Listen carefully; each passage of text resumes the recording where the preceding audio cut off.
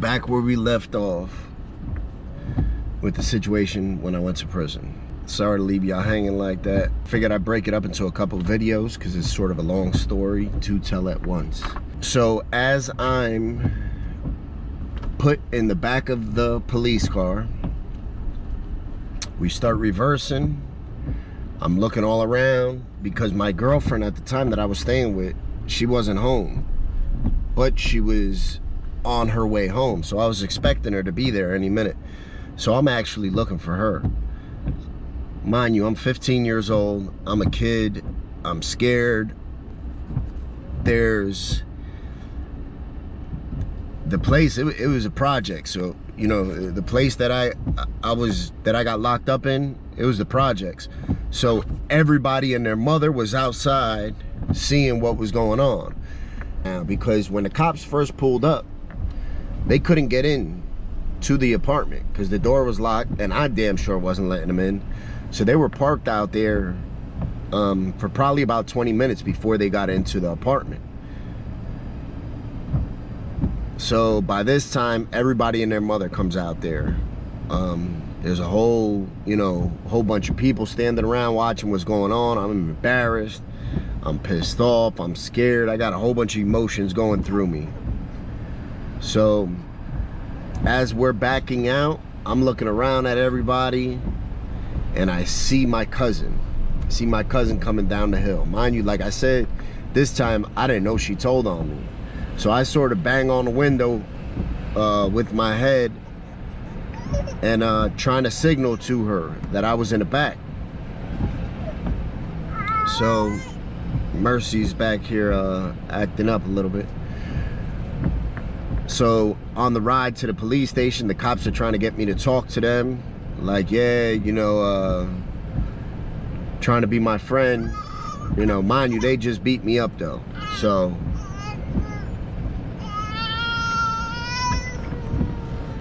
what's the matter? They're trying to be my friend, but mind you, they just beat me up. So my PO was also on the scene because at the time I was on juvenile probation. So my PO was also on the scene.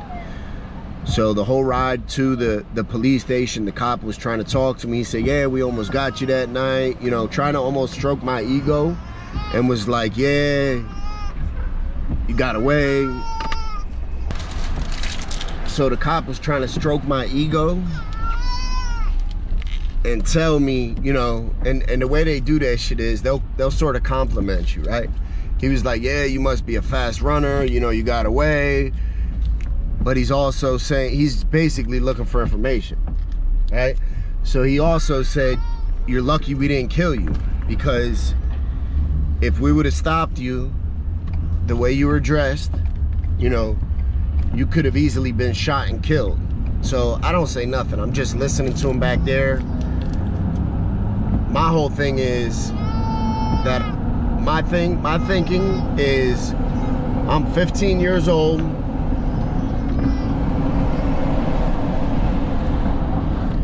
I'm 15 years old. I'm gonna end up going to boot camp for 9 months, you know, all that type of stuff. And then I'm also wondering if my co-defendants started telling on me, because I'm like, damn, how did they find out it was me? You know, all that type of stuff goes through your head. So we pull up to the police station, right? And I get in there. They lock me in a room. I'm sitting in the room for about a half an hour. The first person that comes in to talk to me is my PO. My PO tells me, look, Frank, you know, this is a serious situation. You might as well tell them what happened and get it over with. If you tell them what happened, they're probably gonna take it easy on you. You know, maybe you'll go to a boot camp, maybe we can get you to go home, you know, and that's the type of stuff they tell me. I know they knew that I wasn't going home that day no matter what, but they tell you that stuff, you know. A lot of people don't realize that the cops are allowed to lie to you to get you to confess to them. A lot of people don't realize that, but you know, the cops are definitely allowed to lie to you. They're allowed to make false promises to get you to confess. lot of people think that, you know, the cops can't lie to you, or the cops told me this or that. Listen, they can lie to you. They can do all that stuff to get a confession out of you. So because I'm a minor, they have to call my mother before any of the cops can speak to me. My PO can speak to me without my mother. The cops can't speak to me without my mother. So they end up calling my mom. My mom comes there. Mind you, now I'm probably sitting at the police station for, you know, a good hour, 2 hours. So I'm tired, you know, and for me, always in my situations, it's always been whenever I get caught for something, you know, because there's a lot of adrenaline that goes through your body and a lot of emotions. It's almost like I get real tired, you know, and I'm sure a lot of people can relate to this. It's almost like you get tired, like you're emotionally drained because of all the emotions, and you know, you sort of don't have to watch your back anymore, you know, because you're already caught. So my mom comes there. Mind you, she didn't really know nothing about the robbery. I'm sure she heard about it, but she didn't know nothing. You know, I didn't tell her anything, anything like that. So she comes there, she's like, Frank, what's going on?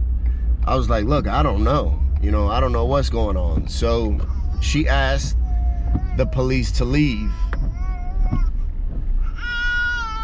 She asked for the police to leave the room, and she speaks to me privately. So she's talking to me in Spanish, and she basically asked me, look, what's going on? You know, is there anything you have to worry about? That's all she's saying. She doesn't get into specifics. She just tells me in Spanish, is there anything you have to worry about?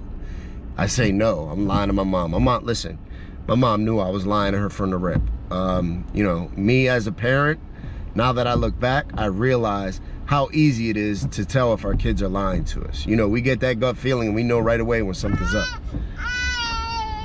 She asked me, she said, do you have anything to worry about? We're speaking in Spanish, just us two in the room.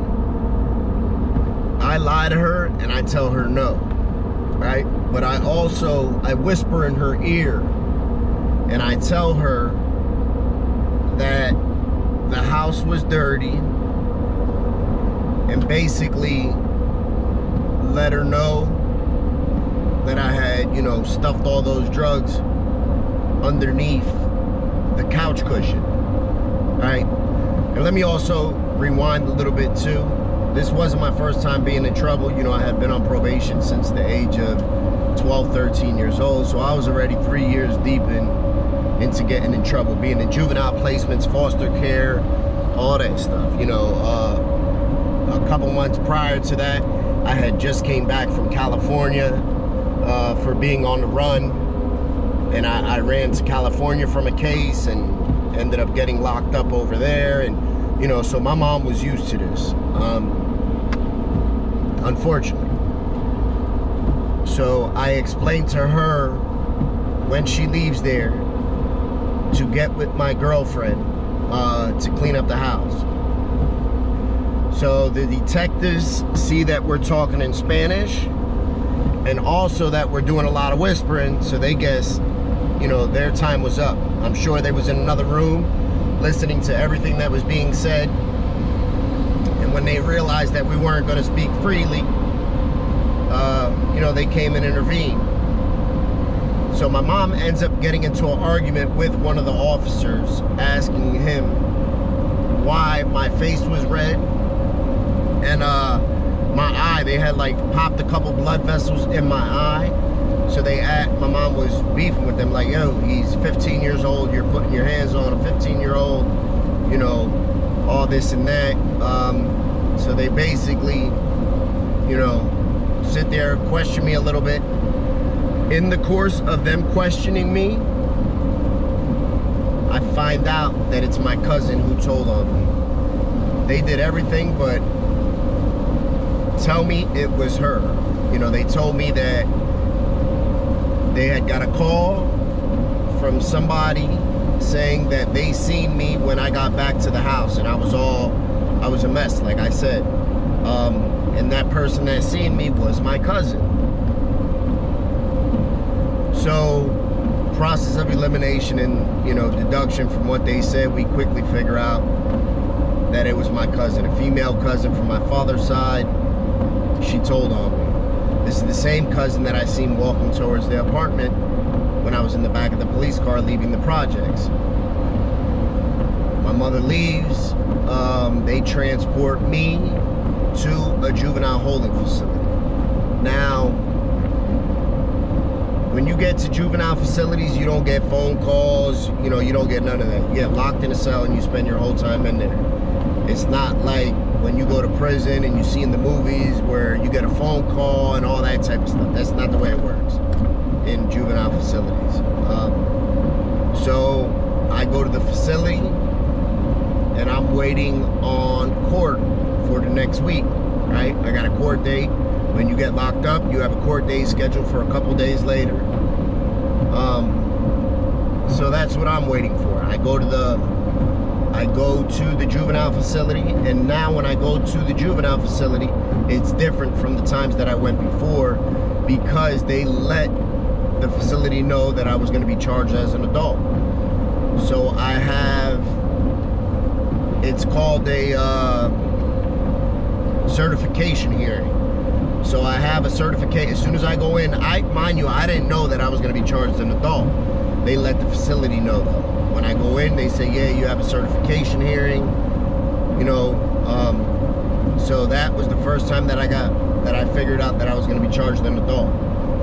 Now, there's some stuff that transpires in between the time my mom left the precinct and they took me to the juvenile facility. What she did, she went straight back to the projects, right? Got with my girlfriend and finds out that my cousin went in the house, took all the drugs and the money that I had there.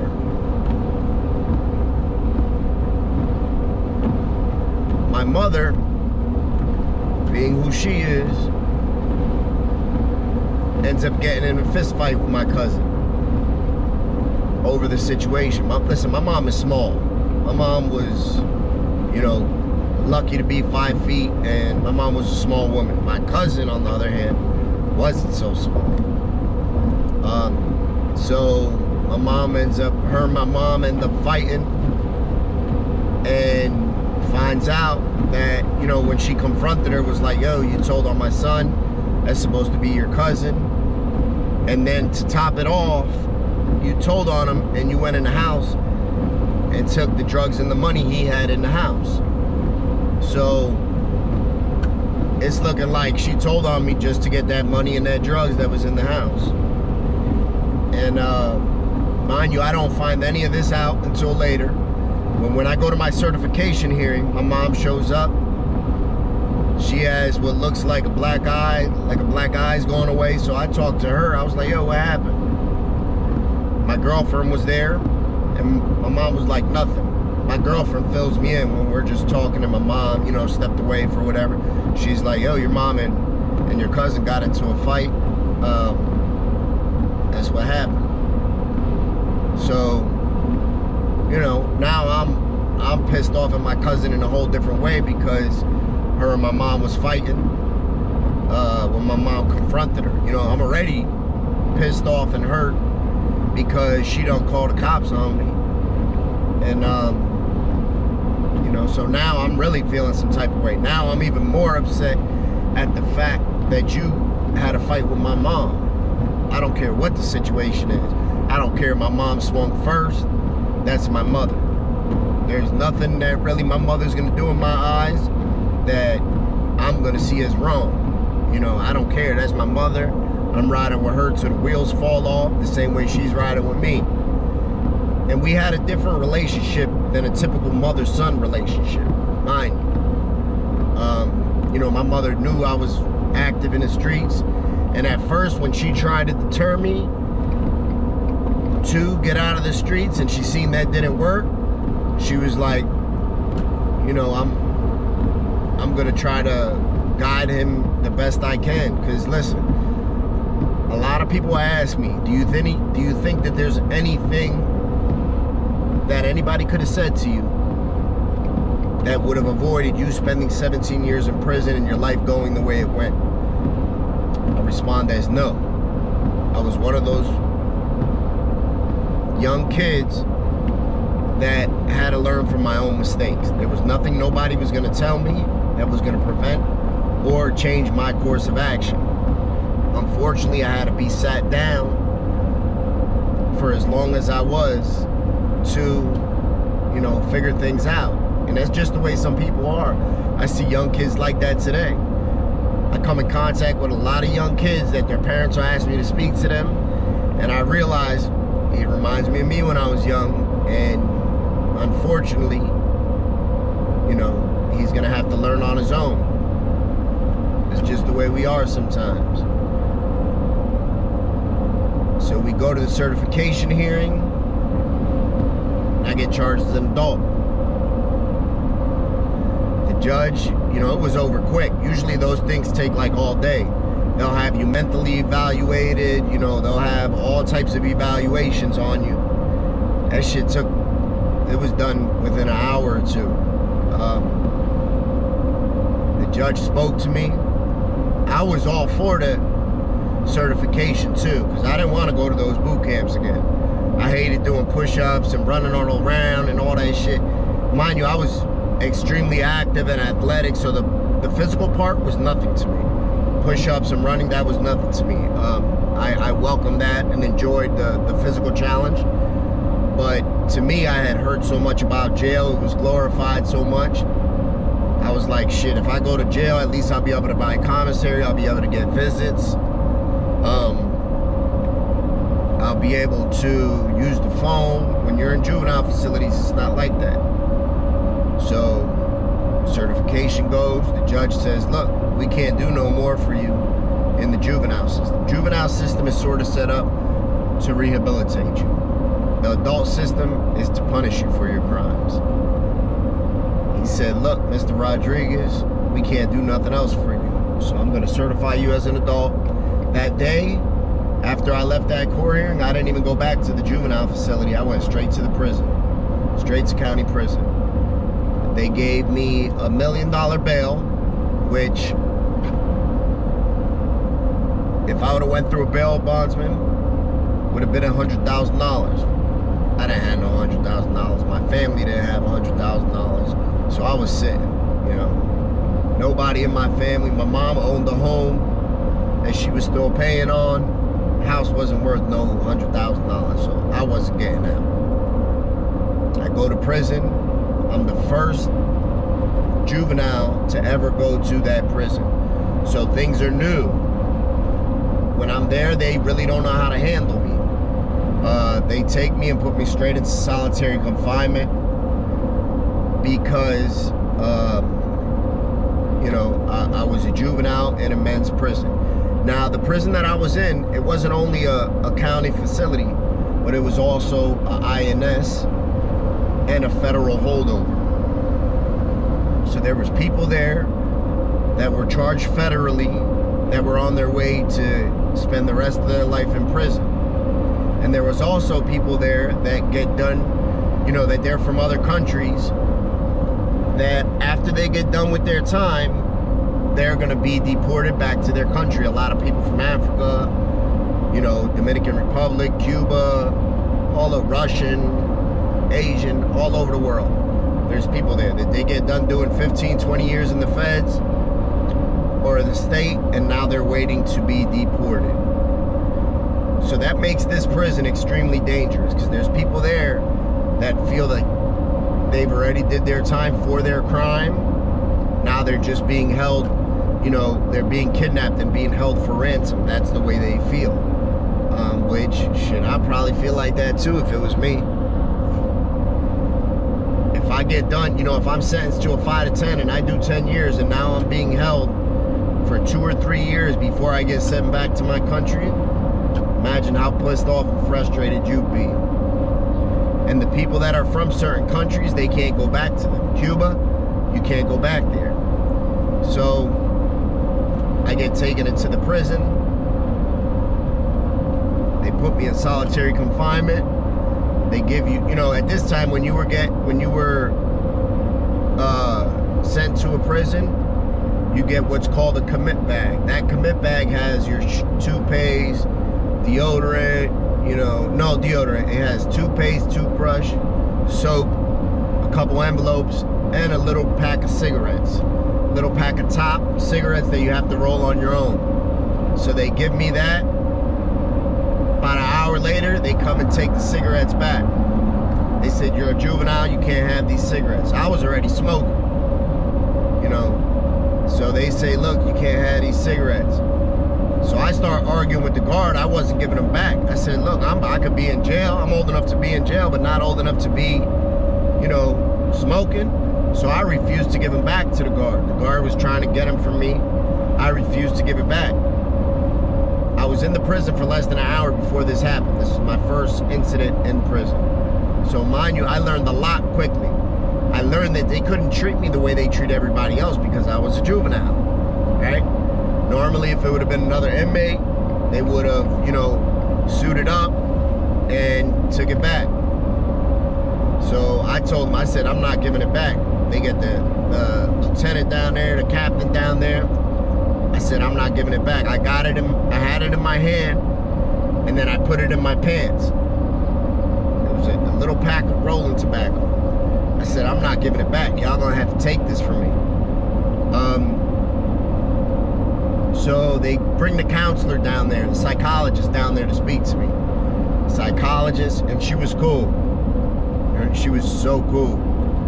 So she's like, you know, Mr. Rodriguez, you have to get the tobacco back. If not, they're gonna take it from you. And I said, well, I'm not giving it back, so they're gonna have to take it from me. I called their bluff. They didn't take it from me. For whatever reason, they didn't want to put hands on a juvenile and take it from me. So, you know, it was right then. There was a lot of things that were shown. I showed to the staff, to the counselor, that, you know, I could handle myself. And I also learned that I could get away with a little bit more. So about 4 days later, they called me up to the psychologist's office with the warden of the jail. They started talking to me and they say, do you have any fear to be put in population? I told them, absolutely not. You know, I'm not scared. I don't have any fear. Put me in population. You know, I don't know why you guys are keeping me in the hole. You know, so they talk. We have a little, you know, meeting right there, discussion. Security captain leaves. It's just me and the counselor. The counselor tells me, look, we're going to put you in population. If at any time you have any fear or anything goes wrong that you want to get out of population, all you have to do is come and tell us and we'll take you out of population. So basically they were explaining the, you know, PC. That's what they were explaining to me. For anybody that don't know, that's protective custody. Because if something would have happened to me in that jail, seriously, they could have been held liable. But, you know, this is in 1995. This is all new stuff. There wasn't a whole lot of juveniles at the time where I was at that were getting charged as an adult. So this is fresh water for us. I go back. As soon as I get back to the hole, to my cell, they tell the guard he's gonna be moving to maximum security. And they tell me, pack your stuff. I start packing my stuff. Time to go with the big boys now.